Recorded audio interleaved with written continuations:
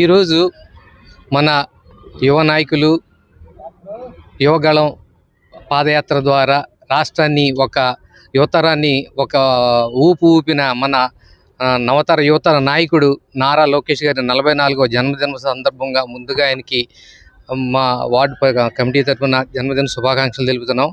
అదేవిధంగా రేపు రాష్ట్ర సారథి కూడా కాబోతారు. భవిష్యత్తులో ఆయన మరిన్ని పదవులు అధిరోహించి రాష్ట్రానికి యువతకి ఒక దారి చూపించాలని మేము ఆయనకి ఈ వేదిక ద్వారా ఆయనకి తెలియజేస్తున్నాము.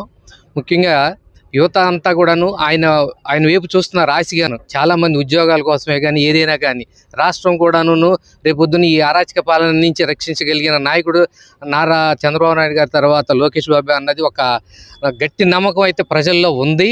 దాన్ని నిరూపించుకోవడానికి దావోస్ పర్యటనే కానీ ఏదైనా మొన్న ఇక్కడ వైజాగ్ సమ్మిట్లో కానీ ఆయన యొక్క పనితీరున లోకం అంతా కూడా ఒక్కసారి చూసి నివ్వెరబోయింది. పప్పు అన్న వాళ్ళందరికీ కూడా కళ్ళల్లో నిప్పులు వచ్చేటట్టు చేసిన ఘన చరిత్ర కూడా ఆయనదే ఉంది.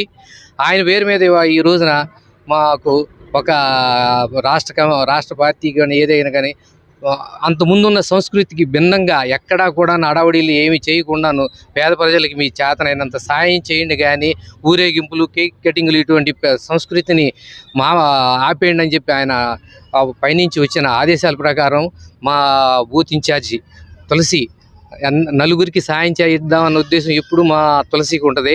అందులో భాగంగా ఈరోజు ఇక్కడ మెడికల్ క్యాంప్ పెట్టడం, పవన్ సాయి హాస్పిటల్ వారు వచ్చి దాంట్లో భాగస్వాములు అవడం, ముందుగా పవన్ సాయి హాస్పిటల్ వారికి ఆయన చైర్మన్ గారికి మా హృదయపూర్వక ధన్యవాదాలు చెప్తున్నాం. అలాగే మా తులసికి కూడాను హృదయపూర్వక అభినందనలు తెలుపుతున్నాము. మరిన్ని కార్యక్రమాలు మా తులసి చేయాలని, తనతో పాటు మా వార్డు కమిటీ అంతా కూడా ఉంటుందని, అలాగే ఎమ్మెల్యే గారి ఆశీస్సులు కూడా ఉంటాయని తెలియజేస్తూ ఈ అవకాశం ఇచ్చిన మీ అందరికీ ధన్యవాదాలు.